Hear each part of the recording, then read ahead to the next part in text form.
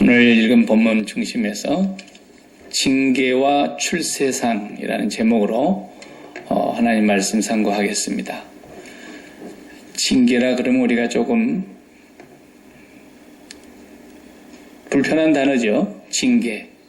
매맞는 거란 말이에요. 체벌을 당하는 거예요. 누가 잘못해서 공무원이 징계를 받았다. 그런 말도 듣기도 하고, 뇌물을 받아먹어서 발각이 되니까 징계를 받죠. 그래서 벌을 받습니다. 또 꾸지람이라는 뜻도 있고, 체벌을 받는다. 이런 말씀으로 우리가 볼 수 있습니다. 본문에서도 물론 분명히 그랬죠. 11절에 보니까 무릇 징계가 그 받을 때는 즐거워 보이지 않고 슬프다 그랬어요. 사실이죠. 매맞는 걸 좋아하는 사람이 누가 있겠어요? 학교 다닐 때 보면은 숙제를 아예 안 해오는 애들이 몇 명 있어요. 그러면 선생님이 숙제 검사할 때 꼭 종아리를 때리거나 손바닥을 때리고 그런 때가 있었어요. 근데 아예 공부 안 하는 애는 매맞기 위해서 학교 오는 것 같아. 그냥 선생님이 손바닥 그러면 그냥 눈 하나 깜짝 안 하고 내놓고 10대를 때리든 20대를 때리든 그냥 아금니를 꽉 물고 아프다는 흉내도 안 내고 맞아요. 그럼 때리는 선생님이 미워가지고 다 맞고 가는 애 뒤통수를 하나 더 때립니다. 좀 아프다고 흉내라도 내야 되는데 아프다고도 안 해. 그런 우리 친구가 있었어요. 종아리를 맞아도 거기가 그냥 이렇게 멍이 들 정도로 맞는데도 이러고 맞는 거야. 그냥. 그러고 들어오면서 웃고 들어와 또. 공부를 포기한 학생입니다. 공부를 포기한 학생. 나중에는 이제 하도 그러면 선생님이 지치죠. 너 학교 오지 마라. 이러죠. 징계를 받는다는 거 참 좋은 건 아닌데 근데 또 오늘 본문에 보면은 징계 안 받는 사람은 한 명도 없다는 거예요. 본인이 징계인지 아닌지 못 깨닫는 경우는 있어도 징계 받는 거예요. 징계를 받는 경우가 모든 사람에게 있습니다. 그런데 징계는 하나님이 내리시는 건데 우리의 유익을 위한 것이라고 또 말씀 본문에 그렇지 않습니까? 우리의 유익을 위하여. 10절에 하나님은 우리의 유익을 위하여. 징계가 아프고 즐겁지 않고 슬픈 것은 있으나 우리의 유익을 위한 것이고 누구나 받는 것이고 또 뭐라 그랬어요? 사랑하는 자식한테만 징계를 한다 그랬어요. 이게 중요한 거예요. 그러니까 포기를 해버렸거나 에라 자식 하나 없는 셈 쳐야 되겠다. 이렇게 해버리면 걔가 무슨 짓을 하든지 알보이 알게 뭐예요? 그냥 없는 셈 치는 거예요. 사람이 그렇게 살기도 힘들죠. 속으로는 새카맣게 멍이 들면서도 아이고 자식 하나 없는 셈 치지. 그러지만 사실 1손가락 깨물어서 안 아픈 손가락이 없다는 말이 있듯이 맨날 감옥에 가 있어. 집에 안 오고.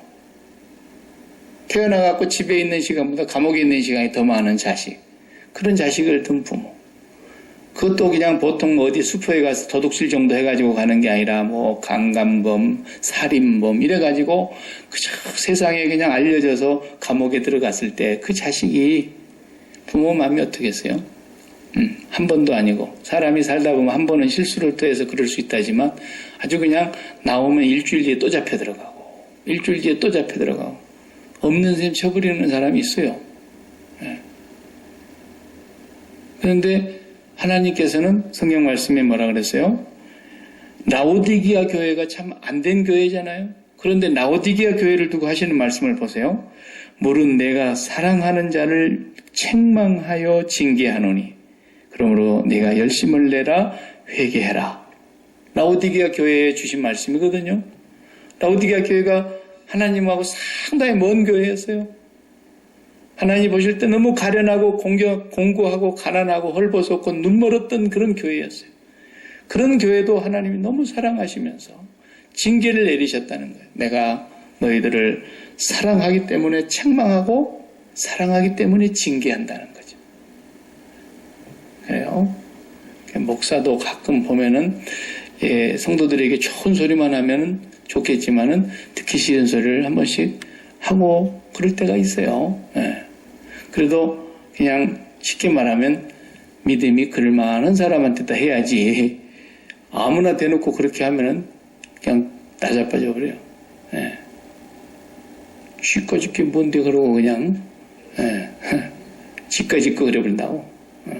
그러니까 요즘은 징계가 없어져 버렸어요. 그래서 교회를 염려하시는 많은 교회 지도자들이 또 우리의 한 세대 선배들 그런 분들이 제일 염려한 게 뭐였냐면 오늘날 교회에 징계가 없어진 것이다. 교회의 징계가 없어져 가지고 이거 뭐 도대체가 교회가 교회 같지를 않다는 거. 학교에서도 교육자들이 아이들이 선생님에게 반항을 한다거나 친구들끼리 폭행을 한다거나 학교에서 학생으로서 도저히 해서는 안 될 일을 한다거나 그러면 반드시 징계가 있죠. 벽 보고 서 있어. 그거부터 시작해가지고 너는 교장 선생님실로 따라와. 아니면 상담 선생님한테 가서 상담 받아. 아니면 부모님 중에 한 사람 불러오잖아요. 징계가 내리는 거예요. 근데 교회가 징계가 없어져 버렸단 말이죠. 징계를 하려고 그러면 여기만 교회야? 그리고 그 옆에 교회로 딱 가는 거예요.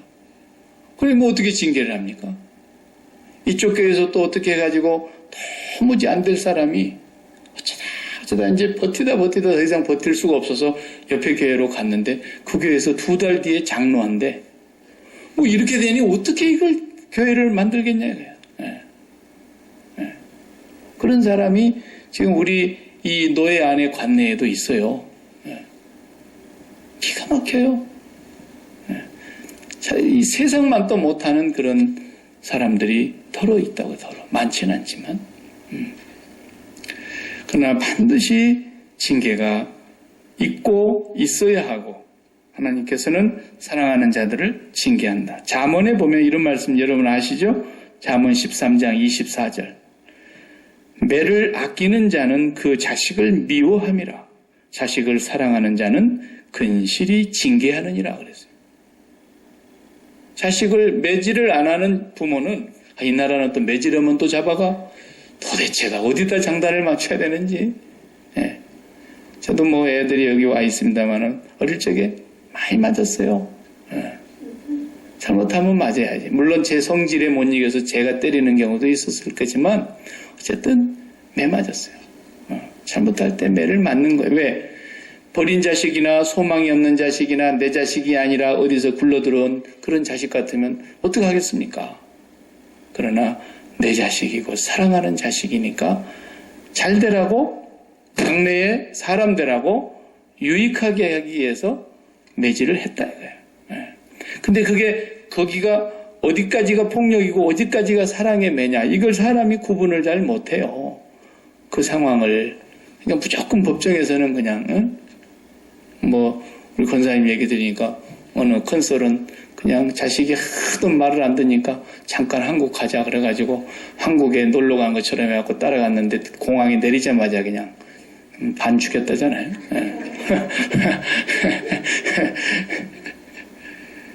어디까지가 폭력이고 어디까지가 이게 사랑의 매냐 이거예요. 하나님은 정확하셔요. 하나님이 징계를 내리시는 건 반드시 그 사랑하는 자식에게 유익하게 하고 오늘 본문에 답을 다 주셨어요.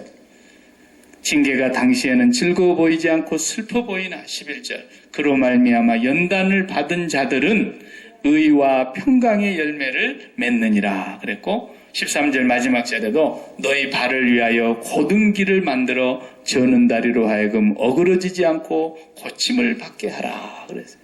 그러니까 회개로 인도합니다. 의의 길로 인도합니다. 평강의 길로 인도합니다. 반드시 징계를 통해서 하나님은 당신의 자녀를 바른 길로 인도하시는 분이라는 것을 우리가 잊지 말아야 합니다.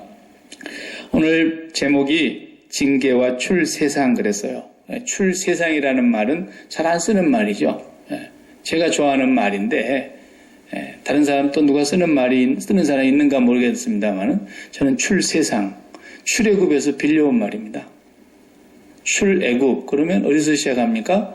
어린 양이 죽고 그 피가 문지방과 문설주에 발라지고 그 피가 묻어있는 그 집 안에 들어가서 그 양고기를 먹으면서 이제 출애굽이 날이 새자 시작이 되죠. 출애굽. 하나님의 백성들은 거기 있어서는 안 된다는 거예요. 약속의 땅으로 이제 가야 된다는 거예요. 그 출세상은 어디서 시작하느냐? 출세상은 어린 양 대신 예수 그리스도께서 십자가의 죽으심으로 말미암아 그 피를 믿는 곳에서부터서 출발이 되는 거예요. 출세상하는 거예요, 우리가.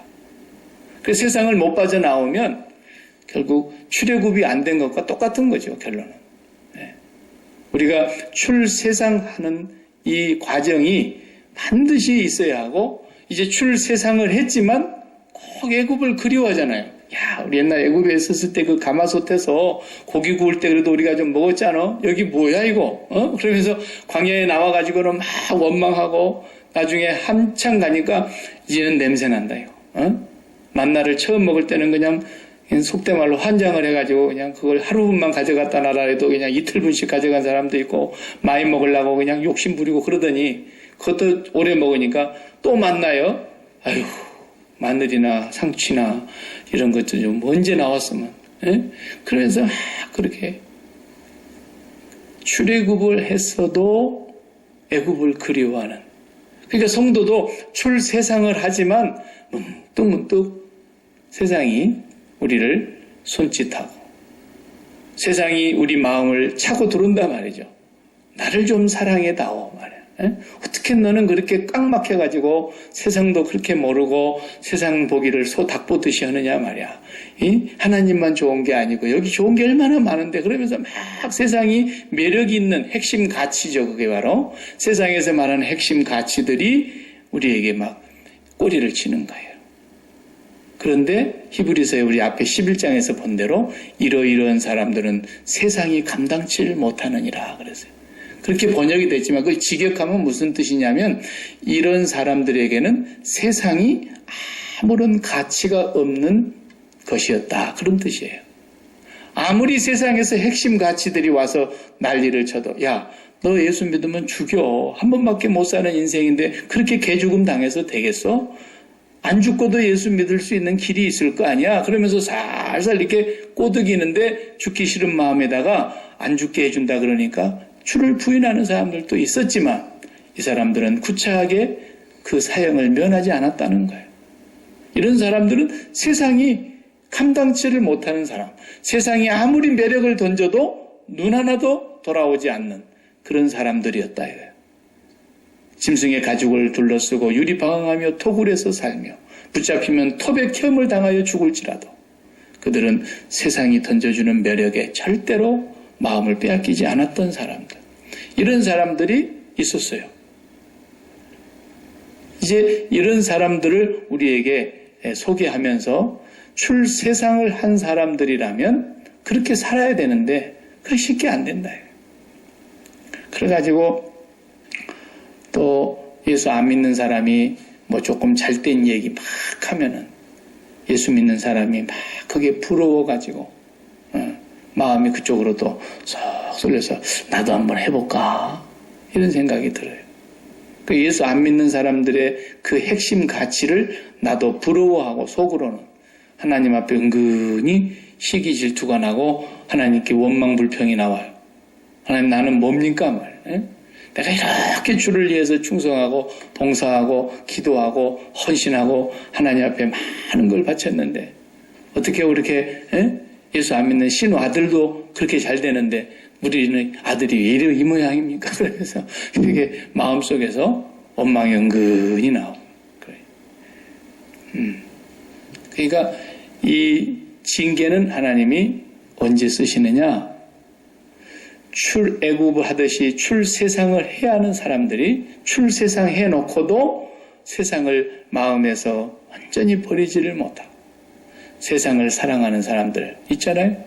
야고보 사도가 야고보서 4장 4절에 간음하는 여자들이요. 그 뭐 남편 두고 바람 핀다고 하는 말이 아니에요. 그게 간음하는 여자들이요. 세상을 사랑하는 것이 하나님과 원수되는 것을 알지 못하느냐 그랬잖아요. 세상을 연애하고 세상의 핵심 가치를 마음에 품고 나도 언제쯤 저것을 나도 가질 수 있을까? 세상을 사랑하면 그것을 준다 그러니까 그쪽으로 계속해서 눈과 마음이 돌아가는 사람. 이 사람이 바로 가늠하는 교회들이요. 교회가 여성명사거든요. 가늠하는 교인들아. 하나님을 원수로 삼고자 하느냐? 세상과 짝을 짓고 사랑하는 거. 이 말씀 하셨잖아요.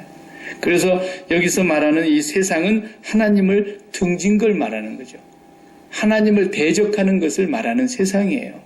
세상이라는 말이 코스모스라는 헬라어인데 성경에 전부 그냥 동일하게 세상으로만 다 번역을 했기 때문에 여기서 말하는 세상의 의미가 지구, 우주 그런 뜻도 있고 세상이라 그럴 때는 성경에 똑같은 코스모스를 사람, 세상에 사는 사람을 얘기할 때도 똑같이 코스모스라 그랬어요.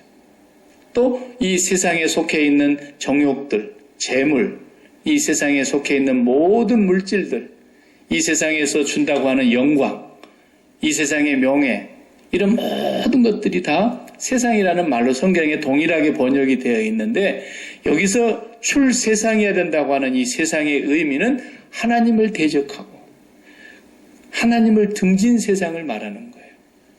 근데 정치를 하는 정치인도 세상이에요, 세상. 더구나 하나님을 대적하는 정치를 한다.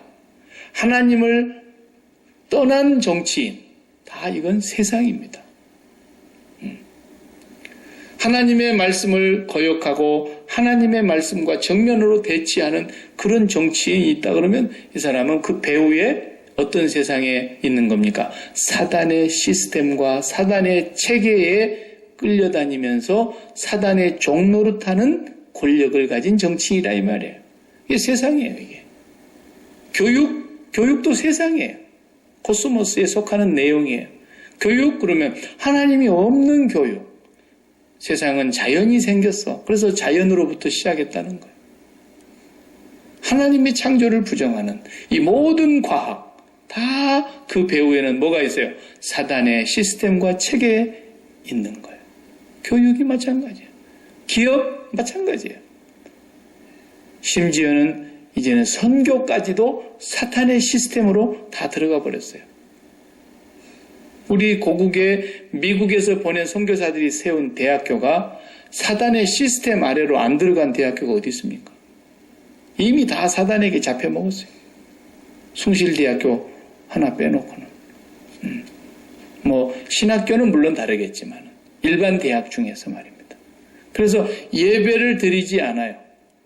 반드시 전교생이 2시간이 끝나면 전체 강당에 모여서 하나님 앞에 말씀을 듣고 찬양하고 기도하고 예배를 드리고 다시 또 다 교실로 흩어져서 공부를 했더랬어요.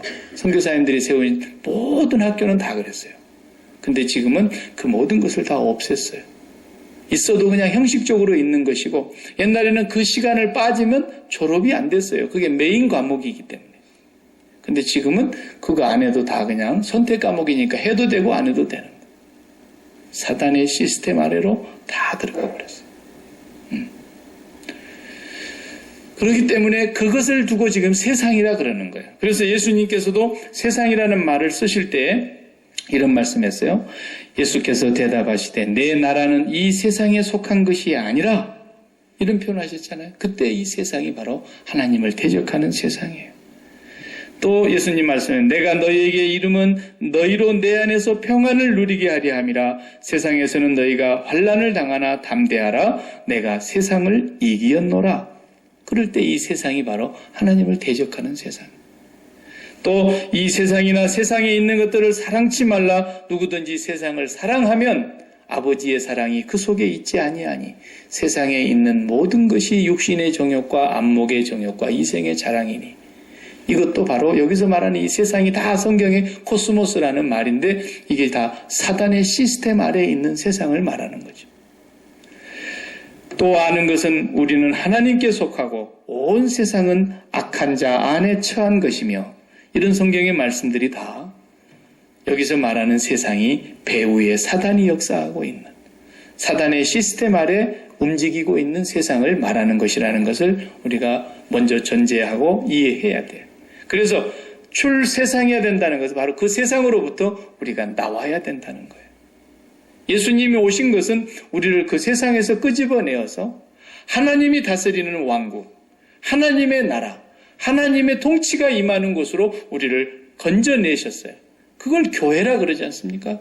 교회는 그래서 이 세상이 들어와서도 안 되고 사단의 시스템과 체제가 지배하고 있는 그 세상이 교회 안에서 버젓이 용납되고 사랑받고 있다고 한다면 그 교회도 사단의 시스템에 넘어간 거예요.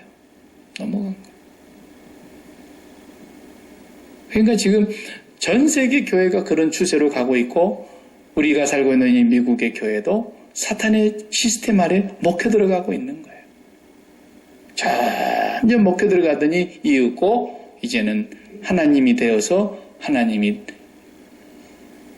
말씀하신 것을 정면으로 뒤집어 버리는 그런 짓거리를 교회가 하고 있지 않습니까? 그러면은 목사도 신부도 교회 중직자들도 교회를 출석하는 일반 성도들이라고 하는 교인들도 그냥 누구나 와도 좋다 그러니까 레즈비언도 목사할 수 있고 게이도 목사할 수 있고 이게 뭡니까? 네. 그러니까 이렇게 해서 사단의 시스템이 교회 안으로 쑥 벌써 밀고 들어왔단 말입니다. 앞으로 시대는 더 하겠죠. 엄청난 도전과 박해와 핍박을 받아야 되는 시대가 오고 있다는 겁니다. 그러면 이제 오늘 본문을 잘 읽어보면은 갑자기 3절, 4절에서 붙어서 5절로 넘어오면서 분위기가 싹 바뀌어요. 3절, 4절 다 같이 읽어보세요. 너희가 피곤하여 낙심하지 않기 위하여 죄인들이 이같이 자기에게 거역한 일을 참으신 일을 생각하라. 너희가 죄와 싸우되 아직 피 흘리기까지는 대항하지 아니하고. 3절, 4절의 분위기는 뭐냐면 앞에서 말하는 거예요. 11장에서 벌써 이미 핍박과 박해를 받는 얘기를 했지 않습니까? 많은 시련이 있어요. 많은 박해가 있어요. 그런데 그 박해를 이기기 위해서 하늘로부터서 허다한 증인들이 구름같이 둘러싸고 있는데 우리가 무거운 것과 얽매이기 쉬운 죄를 벗어버리고 믿음의 주요 온전케 하신 이인 예수를 바라보자 그랬어요. 지난주에. 그 예수님을 바라봐야 되는데 예수님이 어떻게 하셨다는 겁니까? 3절에. 그분은 죄인들이 이같이 자기에게 거역한 일을 참으신 죄인들의 그 거역한 죄를 십자가에서 짊어지시고 죽기까지 복종하신 예수님을 생각하라는 거예요. 그러면서 4절 말씀은 아직은 너희가 죽기까지 피 흘리기까지 순교하기까지는 아니지 않느냐. 아직은. 그러나 예수님은 우리를 위해서 십자가에서 죽기까지 말로 다 할 수 없는 박해와 핍박 정도가 아니라 하나님이 사람으로 오셔서 우리의 구주가 되시려고 예수님께서 당하신 그 십자가 고난을 생각하라는 겁니다. 이렇게 하시면서 지금 유대인들에게로부터서 받는 유대인 크리스찬들의 핍박 받는 것이 있었어요. 유대인들이 아직 개종하지 않는 유대인들이 개종한 유대인들을 핍박하기도 하고 또 로마라고 하는 나라가 황제들이 핍박하기도 하고 핍박이 계속해서 온다 이거예요. 그러나 그 핍박 속에서도 예수 그리스도를 생각하고 우리가 참고 인내해야 된다는 걸 지금 말씀하면서 5절에는 갑자기 징계라는 말로 딱 바뀌어졌어요. 아들들에게 권하는 것 같이 너희에게 권면하신 말씀을 잊었도다. 일러스되 다 같이 내 아들아 주의 징계하심을 경히 여기지 말며 그에게 꾸지람을 받을 때에 낙심하지 말라. 갑자기 핍박과 박해의 분위기에서 징계의 분위기로 싹 바뀌어졌어요. 내용이. 그러면서 징계를 계속해서 설명하시고 주께서 그 사랑하시는 자를 징계하시고 그가 받으시는 아들마다 채찍질하심이라. 너희가 참으면 징계를 받기 위함이라. 하나님이 아들과 같이 너희를 대우하시나니 어찌 아버지가 징계하지 않는 아들이 있으리요. 징계는 다 받는 것이거늘 너희에게 없으면 사생자여 친아들이 아니니라. 이러면서 계속 징계로 말씀이 바뀌었어요. 박해와 핍박에서. 지금 무슨 얘기를 하시려고 그러는 거냐면 그리스도인으로서 어떤 이는 핍박과 박해를 받는데 어떤 이는 징계를 받는다는 거예요. 그러면 핍박도 받고 박해도 받는 것도 크리스찬이고 징계를 받는 것도 참 아들이고 하나님의 친자식인데 이 구분이 어떻게 되는 겁니까? 박해냐 징계냐? 내가 지금 받고 있는 게 핍박이냐 채찍질이냐? 이 구분이 어디서 나느냐는 거예요. 구분이. 그 경계선이 있을 거 아니에요. 아, 내가 지금 박해를 받고 있구나. 아니, 내가 지금 징계를 당하고 있구나. 구분하는 경계선이 있는데 그 경계선이 바로 순교라는 거예요. 순교. 근데 다 순교당하는 건 아니지 않습니까? 그래서 그리스도인의 삶이라는 건 두 가지가 있어요. 순교자적으로 사는 삶이 있고 순교를 당하는 삶이 있고. 그런데 이것도 하나님이 정하신 것이기 때문에 스데반 집사님처럼 야고보 사도처럼 그냥 순교를 당하시는 경우도 있지만 순교당하지 않는 그리스도인들도 순교자적으로 산단 말이죠. 순교자적으로 산다는 말은 뭔 말입니까? 세상에 대해서 죽은 자로 산다 그 말이에요. 십자가에서 이미 예수 그리스도를 믿는 사람들이 예수 그리스도의 죽음을 나의 죽음으로 믿는 사람들이 예수 그리스도와 함께 십자가에서 연합하여 죽음으로 세상을 끝낸 사람들이 살아가는 삶은 앞에서 말한 대로 이 사람들은 세상이 감당치를 못하는 사람이라는 거예요. 이미 순교자적으로 사는 거예요. 핍박이 있건 없건 순교가 있건 없건 살리든 죽이든 간에 상관없이 이미 세상에서 매력을 다 포기했다. 세상에서 아무 매력을 못 느낀다. 세상에 어떤 좋다는 것도 그 눈앞에 와도 그것이 그들의 눈에는 하나의 매력이 없어. 이미 세상에 대해서 죽은 사람들로 사는 이 사람들이 바로 순교자적인 삶을 사는 사람들이고 그렇게 살아감에도 불구하고 고통이 따르고 박해가 따르는 건 진짜 핍박이에요. 이건 핍박받는 겁니다, 여러분. 근데 징계를 받는 건 어떤 거냐? 핍박하고는 달라요. 이 사람은 순교자적으로 살지 못하는 데서 오는 거예요. 아직도 내 세상에 사랑하는 것이 있어요. 예수님 말씀대로 하자면 네 제일 원수가 집안 식구리라. 그렇게 말씀했듯이 내 마음속에 아직도 생명처럼 여기는 것이 세상에 속한 것들 중에 있다는 거예요. 생명처럼 여기는 거예요. 생명이 뭐라 그랬어요? 나를 살게 해주는 힘. 오늘 또 나를 살게 하는 명령, 생명. 살아야 될 이유가 저 위에 있는 것이 아니라 아직도 이 세상의 핵심 가치들 속에 내 마음속에 살아있는 것이 있다. 그래서 그것들을 사랑하고 있고 그것들을 빼앗기지 않으려고 그것들을 내가 더 많이 가지려고 그것을 생명처럼 여기고 있는 것들이 있는 그리스도인들에게는 핍박이 오는 게 아니고 징계가 오게 되어 있어요. 이 구분이 되는 거예요. 왜 징계를 내립니까? 그 마음에 있는 거 빼내라고. 네가 그게 없어지면 절대 살지 못할 것 같은 두려움과 걱정에 시달려서 그걸 마음으로 꼭 붙잡고 그것 때문에 신앙도 때로는 배반하고 그것 때문에 하나님의 의를 거역하고 그것 때문에 믿음도 때로는 저버리고 그렇게 할 만큼이나 사랑하고 있는 그것들을 네 마음에서 빼낼 때까지 하나님은 징계가 있는 거예요. 징계를 내리시는 거예요. 왜? 사랑하니까. 그걸 놔라. 라는 게 놔라. 너는 그게 없어지면 망할 것 같지? 너는 그게 없으면 네 인생 어떻게 살까? 미래가 불안하고 그거 두렵지? 아니다라는 거예요. 그래서 광야의 한 세상을 통해서 그걸 보여준 거예요. 저 성막에 구름이 떠오르고 구름이 멈추고 하늘로부터서 하나님이 땅에 임재해 계시는 거기만을 바라보고 살기만 하면 먹고 마시고 입고 사는 것은 하나님이 책임진다는 것을 광야에서 계속 훈련시킨 거예요. 가나안에 들어가기 전에도 모세가 또 제3, 제4 신명기에서 또 얘기했어요. 너희가 그 땅에 들어가면 틀림없이 너희가 짓지 않는 집을 얻을 것이다. 너희가 파지 않는 우물을 얻을 것이다. 너희가 심지 않은 포도원을 갖게 될 것이다. 그리고 너희가 기르지 않았던 그 양들이 번성하게 될 것이다. 그럴 때에 여호와가 누구냐 할까 내가 두렵다. 너희 하나님 여호와를 잊어버릴까 내가 걱정이 된다. 하나님의 마음을 전달했지 않습니까? 거기 들어가가지고 그만 배부르니까. 거기는 애굽에처럼 관계시설이 잘 돼 있어서 물만 쫙 보내면은 그냥 어느 땅든지 풍성하게 물이 공급되는 그런 땅이 아니라 하나님 아버지가 때를 따라 이른 비와 늦은 비를 내려만 줘야만 농사를 지을 수 있는 그런 산골짜기 비탈진 곳에 있는 천수담 농사인데, 너희가 하나님만을 경외하고 바라다 보면은 너희에게 이른 비와 늦은 비가 내릴 것이다. 그리 말씀하셨던 거예요. 그리고 너희가 거기서 풍성하게 배불릴 때에 여호와를 잊지 않도록 조심해라. 그런데 잊어버리죠. 그때 하나님은 사랑하는 그 백성에게 징계가 내리기 시작했어요. 그러면 하나님 잘못했습니다 하고 회개하고 돌아오면 사사를 일으켜서 다시 원수들을 몰아내고 하나님이 징계의 채찍을 거두시고, 그러기를 12번 반복하는 게 사사기 아닙니까?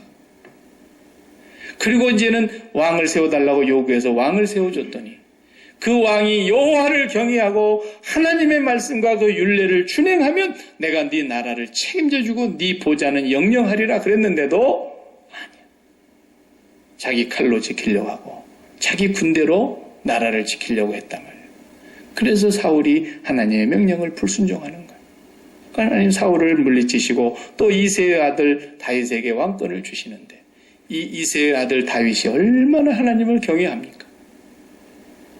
그러니까 어디를 가든지 다윗이 가는 곳에 하나님이 승리가 있게 하셨고, 그 다윗이 잠깐 한눈 팔아가지고 인구조사 한번 해볼까 그러다가 얼마나 매를 맞았습니까?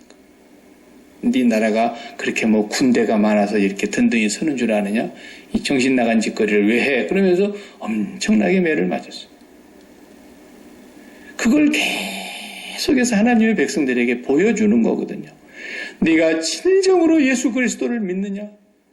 그렇다면 그리스도께서 이 땅에 왜 오신 줄 알아야 돼. 왜 오셨느냐? 우리를 이 세상으로부터 출세상하게 하기 위해서. 그의 백성을 출애굽하게 하시기 위해서 오신 그분이 이제는 어린 양 예수 그리스도를 보내사 출세상하게 해서 그리스도와 함께 부활하고 그리스도와 함께 연합하여 하늘에 오르사 보좌에 앉게 하시려고, 우리를 하늘에 감추어져 있는 참 생명을 다시 회복하게 하시려고 주님이 이 땅에 오셨는데, 오늘도 우리가 그 주님을 믿는다 하면서도 이 세상에 아직도 마음에 빼놓지 못하는, 끊어내지 못하는 세상을 사랑하고 있는 그 흔적들 때문에 하나님의 징계가 푸득불 있어야 하고, 그 징계를 통해서 회개케 하고 그 징계를 통해서 우리를 바른 길로 가게 하고 의와 평강의 길로 인도해 가신다는 거예요. 그러니까 박해를 받는 사람은 이미 세상에 대해서 죽어버렸는데 하나님 나라를 위해서만 살다 보니까 세상 사람들이 미워하는 거예요. 그게 박해지요. 세상에 잘못된 것을 회개하라고 선포하고 죄를 죄라고 지적하고, 그러니까 박해받는 거예요. 지금도 남자와 남자가 살면서 어떻게 생육하고 번성하겠습니까? 여자와 여자가 살면서 가정을 이루라고 하나님이 하셨다면 어떻게 이 땅을 생육하고 번성할 수 있겠습니까? 그것은 하나님의 법을 어기는 것이고 하나님의 법을 대적하는 것이고 하나님의 심판을 받는 길입니다. 이렇게 말하면 반드시 핍박이 오는 겁니다. 반드시 박해를 받게 되어 있습니다. 왜? 이 사람들은 이제는 세상을 십자가에 못 박았기 때문에. 그러나 세상을 사랑하는 사람들은 박해를 받기보다는 하나님으로부터 징계를 받을 것입니다. 사랑하는 자식이라면 반드시 징계가 있을 것입니다. 그러면서 내 마음속에 사랑하고 있는 것들을 하나씩 하나씩 다 빼내게 만드실 것입니다. 내 마음속에 품고 있는 것들은 누가 사랑하시느냐? 하나님 아버지가 사랑하십니다. 그런 줄 아시면 확실합니다. 내 마음속에 갖고 있는 소원들, 하나님 아버지가 당신의 소원을 갖고 계신다 그랬습니다. 그분이 갖고 계시는 소원을 우리 속에 넣어주시면 우리가 그 소원을 따라서 사는 것뿐입니다. 우리의 소원은 오직 하나님 한 분에게 전심으로 나아가는 거죠. 그러려니까 매일 우리가 믿는 바 예수 그리스도의 그 구원의 십자가의 은혜를 잊지 않고 기억하며 믿음의 주요 온전케 하신 이인 예수만 바라보자는 거예요. 매일마다 예수를 바라보자는 거예요. 내 마음에 세상이 밀고 들어오지 못하도록 예수 그리스도의 보혈의 피로 바르자는 거예요. 그것을 내 생명의 양식으로 먹고 마시자는 거예요. 날마다 묵상하자는 거예요. 깊이 생각하자는 거예요.